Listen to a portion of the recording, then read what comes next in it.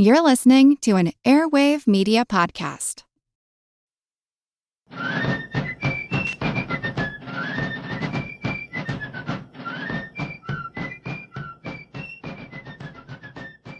Hello, and thank you for joining the American Revolution. Today, episode 185, the Mount Hope Bay Raids. For the past few weeks, I've been focusing on Philadelphia, where the British occupation has been winding down. As the British prepared for the 1778 spring fighting season, they conducted a number of raids around Philadelphia. Today, though, I want to explore a few other small raids in New England, which took place around the same time. This will also give me an opportunity to cover the British occupation of Newport, Rhode Island. The British Army held Newport for nearly 3 years. You may recall from back in episode 119 that the British landed an army at Newport, Rhode Island for the purpose of setting up a saltwater port for the fleet. General Henry Clinton captured Aquidneck Island, where Newport is located, and did little else before leaving for London. His second-in-command, Lord Percy, also stuck around only for a very short time, and after that he also left for London. That left Major General Richard Prescott in command. Now, you may recall from episode 147 that local patriots kidnapped General Prescott from his home on the island and later traded him for Continental Major General Charles Lee. So by the spring of 1778, Prescott had been exchanged and had returned to Newport. However, the more senior Major General Robert Pigot, who had been sent to take command after Prescott's kidnapping, remained in command of the British Army at Newport. General Robert Pigot has been a big part of the war since the beginning. However, I don't think I've mentioned much about his background up until now, so I will take a moment to do that. Pigot's family is a bit unusual for a top British officer. His family is French.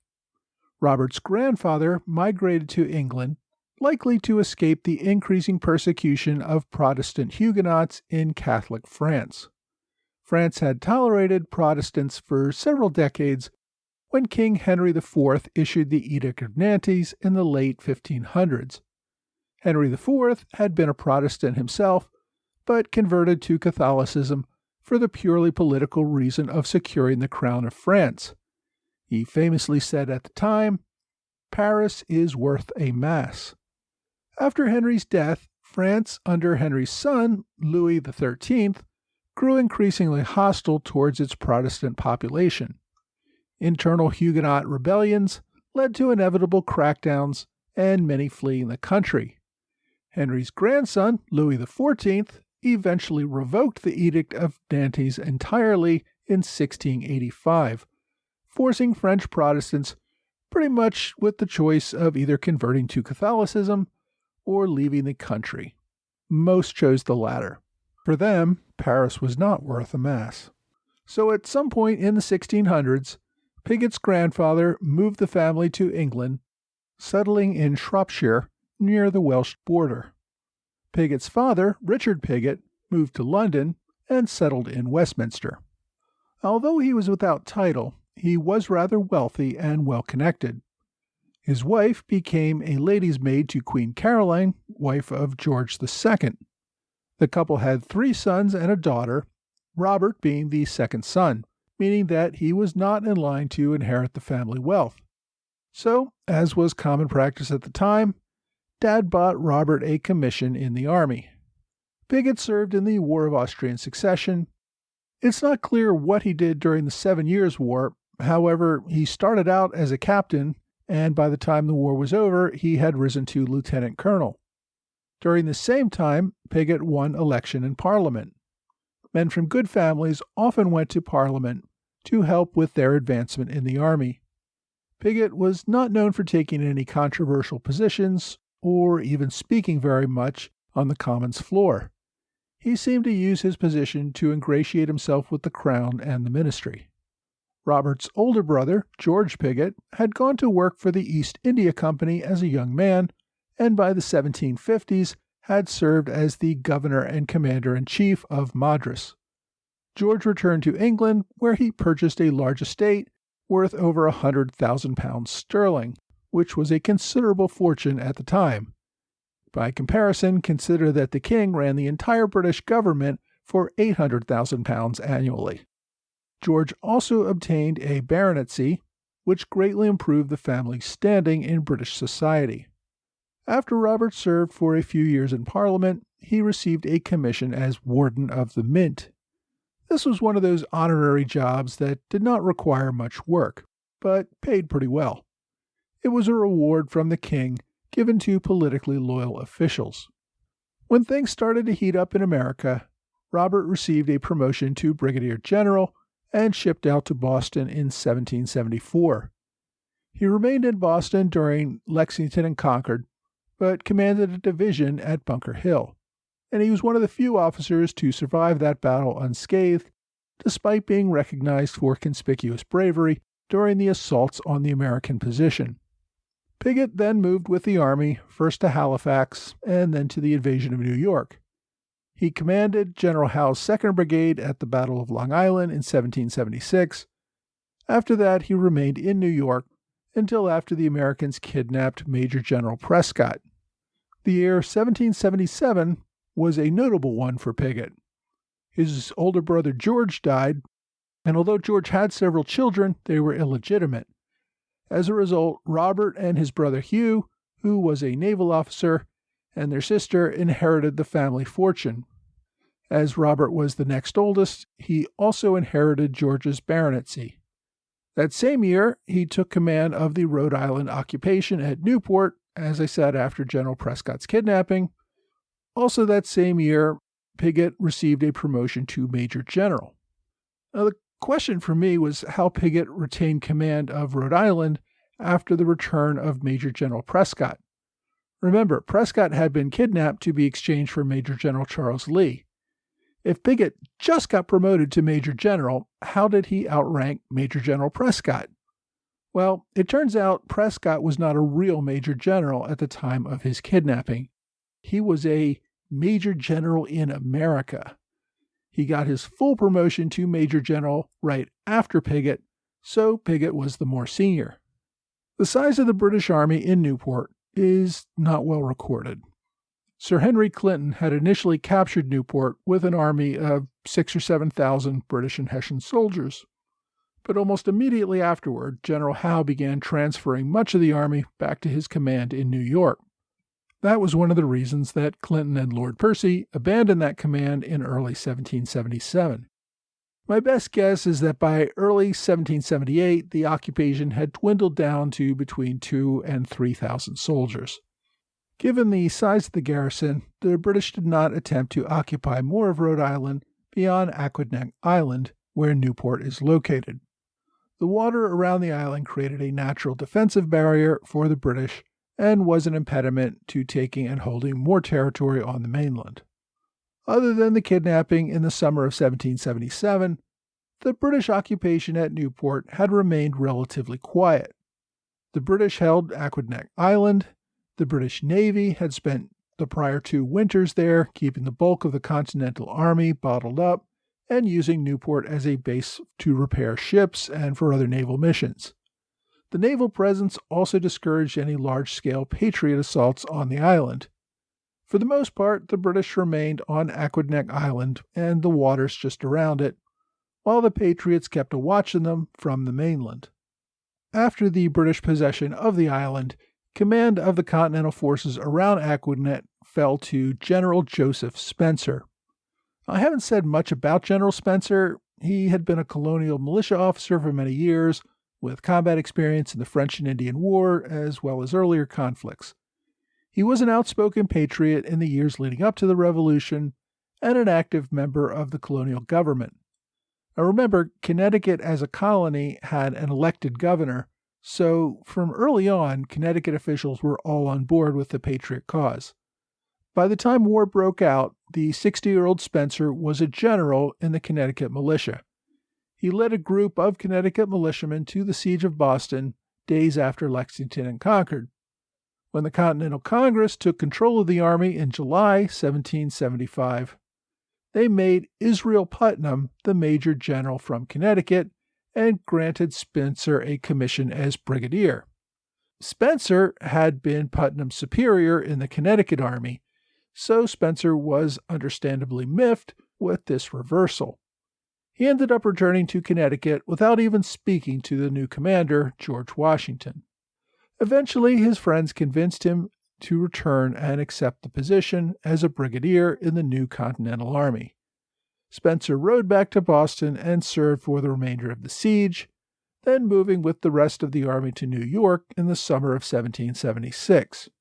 In August of that year, Congress promoted him, along with 3 others, to Major General. Despite this promotion, Washington never seemed to rely on General Spencer for anything important. He did not trust him with an independent command or even a critical leadership role during the New York campaign. By the end of the year, Spencer did finally get the independent command in Providence. After the British captured Newport, Spencer had the responsibility of contesting their control of Rhode Island. General Spencer did, almost nothing for nearly a year. He did not have many Continentals under his command. He could have made use of New England militia to do something, but he apparently did not. After nearly a year of occupation in September of 1777, Spencer planned an amphibious assault on Aquidneck Island. The soldiers boarded their ships and prepared to cross over to the island, when, at the last minute, Spencer called off the assault. Spencer believed that the British had found out about the supposedly surprise attack and were prepared to challenge the amphibious assault on the beaches. He made the decision that the attack was an unacceptable risk, called it off, and stood down the army. The Continental Congress found this last-minute cancellation to be unacceptable and censored the general. Spencer called for a court of inquiry and was eventually exonerated. But the general, now in his 60s, had had enough of all this and resigned his commission over the incident. This was happening over the winter of 1777-78, while Washington was at Valley Forge, fighting for his own position during the Conway Cabal. Spencer's fight with Congress was taking place while Washington was fighting for his own position. So Washington, with the consent of Congress, sent General John Sullivan to command the Continental troops in Rhode Island, while Spencer tried to clear his name in York. His loss of command may have been why Spencer submitted his resignation that spring. Now, Sullivan, as the new commander, had his own issues. Congress was still not terribly excited about Sullivan's performance at the Battle of Brandywine. Sullivan had just survived his own court-martial over that and other issues. Washington, however, still had confidence in Sullivan and recommended this independent command in, at least a less critical theater to see what Sullivan could do. The new commander had the same lack of manpower that the old one had. Sullivan took command in the spring of 1778 and was still getting a feel for the situation. One positive note for the Patriots was that the bulk of the British Navy around Aquidneck Island left in March and headed for Philadelphia. That left the British camp around Newport more vulnerable to attack. At the beginning of May, Sullivan reported to Washington that the British had about 3,600 soldiers on Aquidneck Island. This was almost certainly an overestimate, perhaps nearly double the actual amount. But based on Sullivan's estimate, he did not think he had anywhere near the manpower necessary to take any offensive actions against Aquidneck Island. Sullivan nevertheless began amassing supplies nearby so that he would be prepared for an opportunity to attack Newport if one arose. The Continentals stored a fleet of small boats as well as ammunition and other supplies in and around Warren, Rhode Island, about 10 miles north of Aquidneck Island. The British commander, General Pigot, received intelligence about the American stockpiles from local Loyalist spies. He ordered a raid to destroy whatever the Americans were planning. On the night of May 24, 1778, a detachment of 500 British and Hessian soldiers under the command of Lieutenant Colonel James Campbell climbed into a fleet of whaleboats. The soldiers rowed several miles north, through the water to the mainland during the night. By the next morning, the soldiers were ashore and ready to march. Campbell divided his soldiers into two groups. One group marched along the bank of the Kickamuit River on a search and destroy mission. The soldiers found a small fleet of about 70 boats stored by the Continentals, and they burned or otherwise destroyed them. They also found a larger sloop, which they tried to destroy, but which was later repaired and recovered. The soldiers also located and destroyed other stored military supplies as well as a corn mill. The other detachment moved overland directly to the town of Warren, expecting to find local resistance from the militia. The Rhode Island militia, there under the command of Colonel Archibald Clary, had about 300 soldiers assembled to challenge the raiding party. Since the British had divided their force, the Americans may have slightly outnumbered the British. Colonel Clary, however, listened to the rumors that the force was much larger. His soldiers retreated from town before the British even arrived.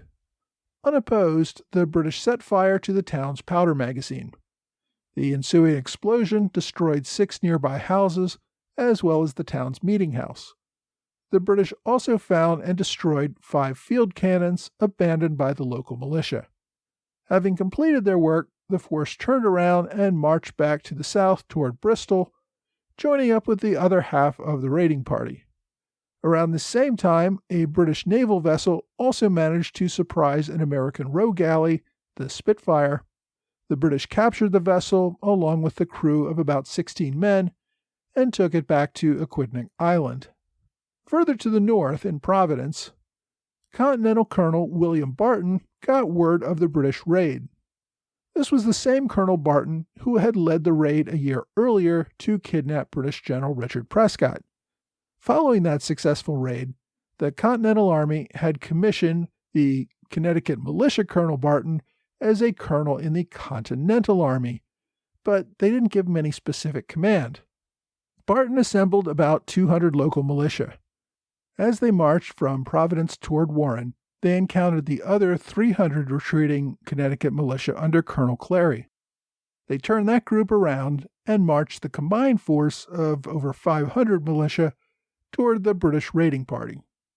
General Sullivan also received word of the British raid, but was farther away and taking a larger time to organize a larger force, and that force never reached the battle before the British departed. The American advance under Colonels Barton and Clary, however, caught up with the British, leading to light skirmishing. The militia did not seem to be terribly aggressive in engaging with the British, and the British were focused mostly on pulling back to their ships before a larger group of Americans arrived. Most of the fighting, therefore, was from a distance, resulting in almost no casualties on either side. Colonel Barton struggled to encourage the men forward, putting himself out in front of the advancing Americans. The British shot and wounded Barton in the leg, which seemed to end any serious attempt to engage with the British any further. Barton continued to try to rally the soldiers, even while wounded, but could not convince them to assault the British in any aggressive way. When the British returned to Bristol, they went on a rampage, burning a church and 22 houses and looting others. They also took 69 civilian prisoners. They were able to board their whaleboats without interference. General Pigot had deployed 2 larger ships with cannons to provide cover, and this kept the militia at a safe distance. The raiding party reboarded their whaleboats and was back in Aquidneck Island by the evening. Nearly a week later, the British deployed another raiding party.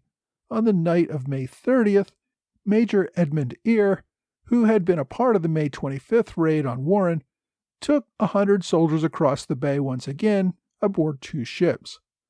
This time, the raiders moved up the Taunton River just across the border into Massachusetts.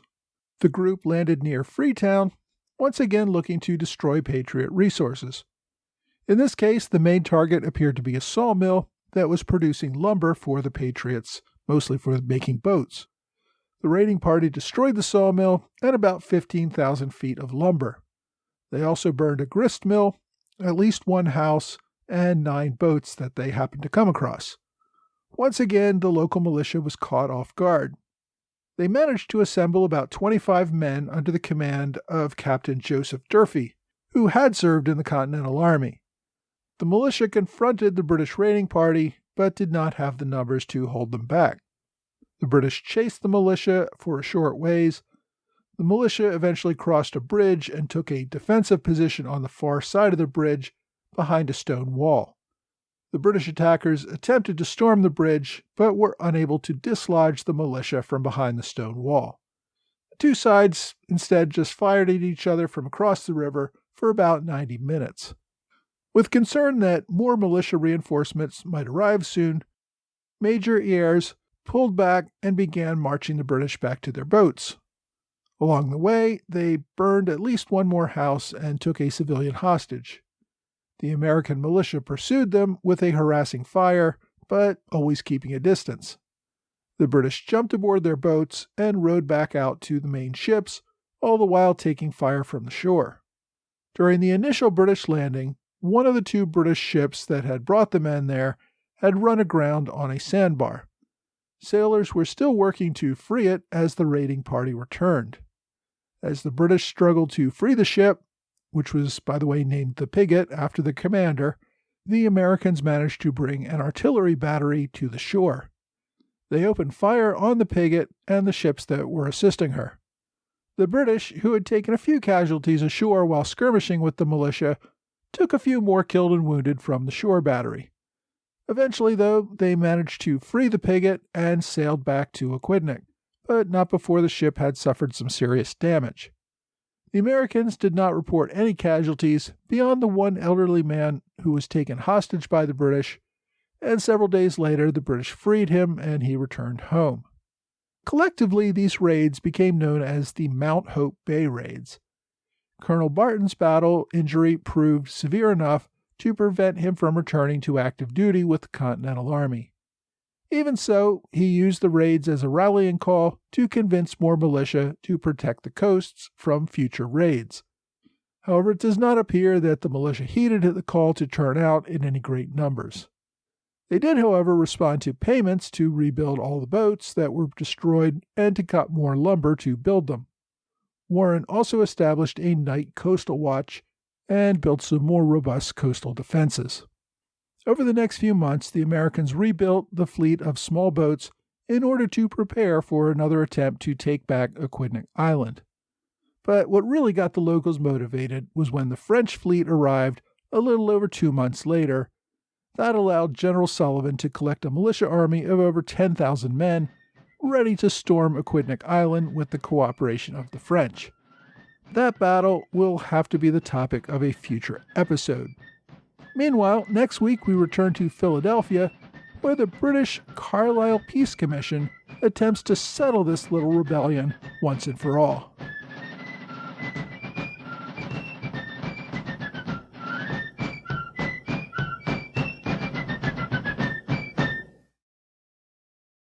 Hey, thanks for joining the American Revolution Podcast After Show.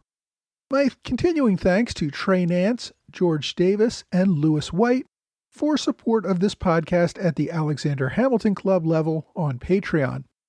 Thanks also to Kurt Avard for his support at the Robert Morris Circle level. Anybody can support the podcast for as little as $2 a month, and believe me, every little bit helps. If you can spare at least $10 or more per month, I will send you a new magnet with a different flag from the American Revolution each month, my way of saying thank you for helping to support this show. This week, I went over the raids that British General Robert Pigot ordered against the rebel forces surrounding Aquidneck Island. And I've been told numerous times that I've been mispronouncing Aquidneck Island. I probably said it several different times in the main episode today. For that, I apologize. Again, that's one of those words that I've always read for years, but never actually heard pronounced until recently. And while I'm at it, I, in some earlier episodes, mispronounced General Robert Pigot's last name as Pigot, which is the French pronunciation. Since the family's been living in Britain for several generations, it's become Pigot, and I should have known that. So, sorry for that. Now, the command at Newport on Aquidneck Island was Pigot's first real independent command. Pigot was already in his mid-50s when the Revolution began, and at that time he was only lieutenant colonel. He made full colonel a few months after Bunker Hill. Around the same time, he became a brigadier general in America. Now in America is one of those informal ranks that the British were so fond of. Essentially, he acted with the responsibilities of a brigadier while serving in America, but if he ever went to another command, he would have reverted back to being a regular colonel. It was the way of giving a better command to an officer while the Army needed him there, but not committing to keeping him at that higher rank and pay after the need went away. 2 years after Pigot arrived in America, he was commissioned with the permanent rank of Major General. Other than his informal rank in America, I can't find any record of him being promoted to brigadier in between. So jumping from colonel to major general, which is the equivalent of a 2-star general in the modern army, is a pretty big jump. There may have possibly been some interim promotion there. Again, the records are hard to find. But even if there was, moving from lieutenant colonel in late 1775 to major general in early 1777, less than 2 years, is pretty impressive. Add to that the fact that Pigot didn't do anything particularly amazing in those 2 years to merit a huge jump. He didn't command and win a major battle or do anything even particularly of conspicuous service. The cynic in me wants to believe that the commission was the result of the death of his brother George and the fact that Pigot became a baron. The upper echelon of the military and government liked to give leadership to men who had titles. The promotion may have also been an inducement to Pigot to remain in the army and not just retire to go back and enjoy his wealth and property back in England. But again, this is all speculation on my part. I don't know exactly what the motive was for promoting him at this particular time. Speaking of his brother George, that's a whole nother interesting story. George Pigot made a really massive fortune working for the East India Company in what is today the nation of India. British-controlled India was really a massive source of wealth, far more than America was ever worth. And it's really hard to overstate just how much wealth Britain extracted from India over the years. Men who rose to leadership positions within the East India Company acquired some of the largest fortunes in the British Empire.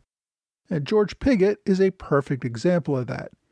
He made a massive fortune by the time he resigned his position as governor of Madras in 1763 and spent many years just simply enjoying his wealth back in England. Despite having more money than he could ever spend in a lifetime, George did decide to push his luck a little too far when he returned to Madras in 1775. There he got into a huge fight with his fellow British leaders in the East India Company over the restoration of a local Indian leader. Both sides engaged in power plays that probably violated company rules and law.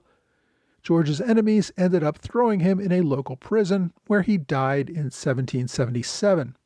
After George's death, the company exonerated Pigot and prosecuted the men who threw him in prison. George's massive wealth, though, passed to his 3 siblings, including Robert. It seems that Robert did return to England in early 1779 and seems to have ended his active military career. I can't really find much record about what he did after he left America. He was still in the Army because he was promoted to lieutenant general, the equivalent of a 3-star general today, a few years after he went home.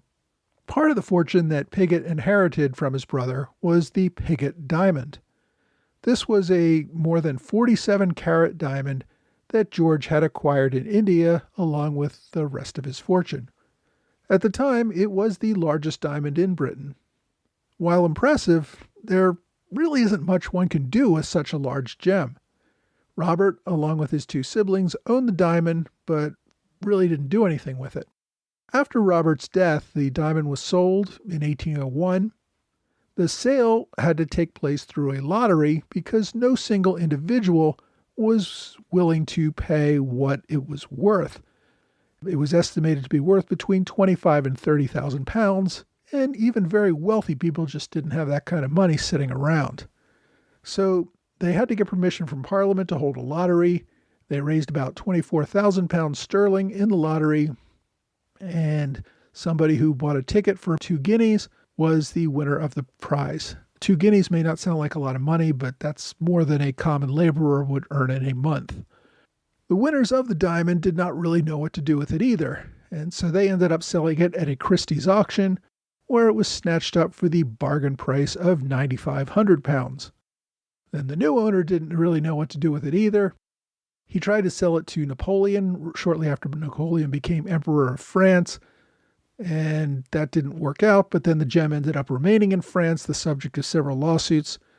Finally, in the 1820s, it was sold to the leader of Egypt, who supposedly wanted to use it as a gift to the leader of the Ottoman Empire to get back in that leader's good graces. But we really don't know what happened to it after it left England. The Pigot diamond simply disappears from history, and its whereabouts are unknown today. Not really relevant to anything we were talking about today. I just thought it was an interesting side note on Pigot's life. So anyway, this week we took a closer look at occupied Newport, Rhode Island, under the command of General Pigot. And if you want to read more, this week's book recommendation is A Dependent People, Newport, Rhode Island in the Revolutionary Era by Elaine F. Crane. This is more of a general book about Newport during this era. It's a relatively short book, under 200 pages, published in 1995. Its main premise is that 18th century Newport desperately needed ocean trade, which essentially left them vulnerable to the British. It's an interesting background on the era. Crane has written a number of other books, but not really related to the Revolution. But as I said, if you want to read more about Newport during this era, you may want to get A Dependent People. My online recommendation this week is called Hearts and Minds, the Political and Military Effectiveness of the Rhode Island Militia in the American Revolution. This is a military examination of the Rhode Island militia during this era. It was written in 1992, but as an unclassified Department of Defense document, it is copyright-free and available on archive.org. It's nearly 200 pages and looks at the successes and failures in the attempts to use the Rhode Island militia in larger operations. It's an interesting read, especially if you're into military strategy. You can search for Hearts and Minds on archive.org or simply use the direct link on my website or on my blog. Go to www.amrevpodcast.com for more details. Well, that's all for this week. I hope you will join me again next week for another American Revolution podcast.